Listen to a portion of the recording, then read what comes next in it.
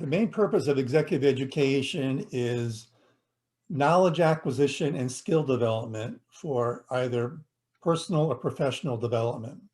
And for personal development, for example, it could be someone who is interested in acquiring a new skill or new knowledge that may be relevant to either personal hobbies or work-related activities or management of one's family and home type of activities.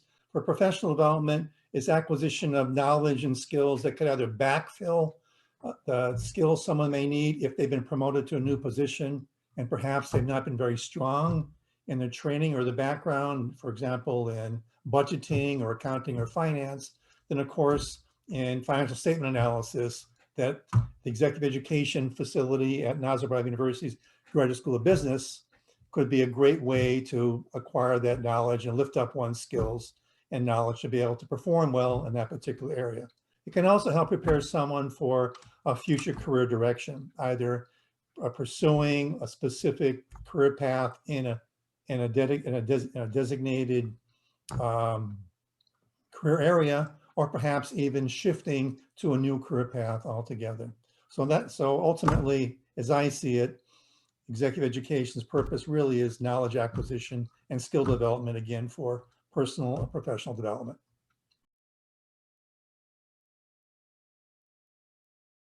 Well, even though we live in the age of COVID, our knowledge resides in the minds and the brains of our employees. It's perhaps our most valuable asset. Sure, we can have machines and computers, artificial intelligence, buildings, tangible assets in that respect, but the human assets, the knowledge that they have, institutional memory that they have is essential for the continuity of our organizations and their performance and functioning across time. So investing in people, in my opinion, really is the best investment a company can make.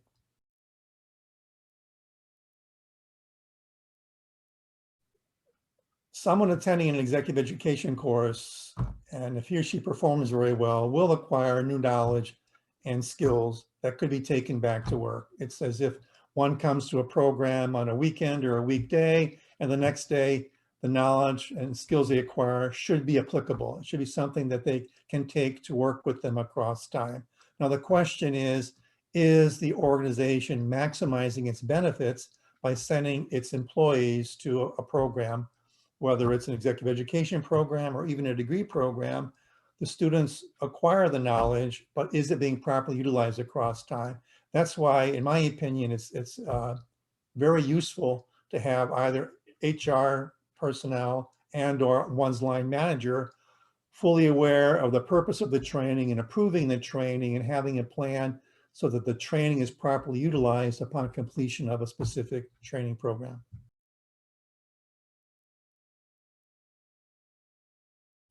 Again, if a company is really seeking to develop a competitive edge, to move ahead and capture more market share or into new markets or capitalize on the ideas, the energy, and the creativity of its employees, then what better way to do that than to invest in its employees in terms of specific executive education programs?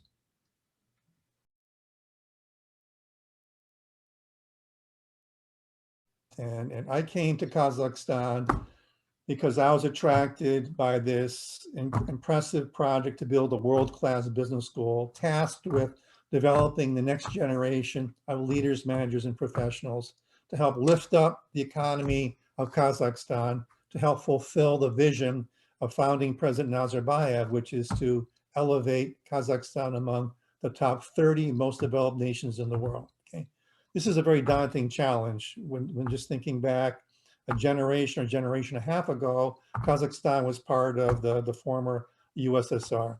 And now through transformation, it's important for the country to move to distance itself from a command and control system to let market forces prevail. And to do that means becoming more competitive. To become more competitive means being more agile, becoming strategic thinkers.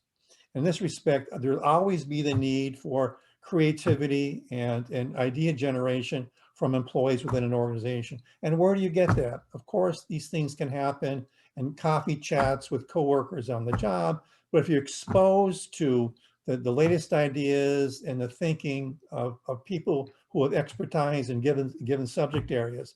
For example, a good colleague and friend, Doron Israeli, will soon be teaching a course in financial statement analysis, and he's a world-class professor, both in terms of his teaching as well as his research. So those who will be attending his program will be getting state-of-the-art thinking and knowledge, as well as awareness of best practices that they can take back to their organizations to help them improve their processes and functional areas so that they can facilitate the transformation of their companies. Now, what areas are the hot trends? I mean, if you look at an organization, it really is a sequence, a chain of activities called the value chain. Obviously, there are ideas that come through research and development that perhaps can go into research, R&D, and then perhaps development of prototypes, seeing if customers have interest in these particular prototypes, which can lend themselves to development of a new product, which of course gets manufactured, et cetera, all along the way. Well, there are best practices associated with each functional area within the context of an organization.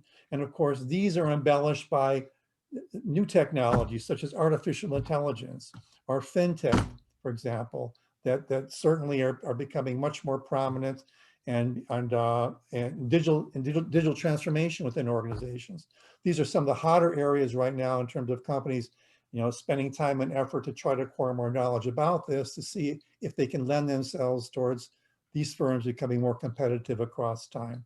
And if you look at the changing landscape and also looking perhaps at organizational charts within companies, you see new titles such as Chief Technology Officer or Chief Transformational Officer, and, along with hopefully titles like Chief Human Resources Officer or Chief Human Capital Officer, all to emphasize the importance of these new trends and technologies, which are going to become ever more critical to help drive performance and competitiveness within Kazakh firms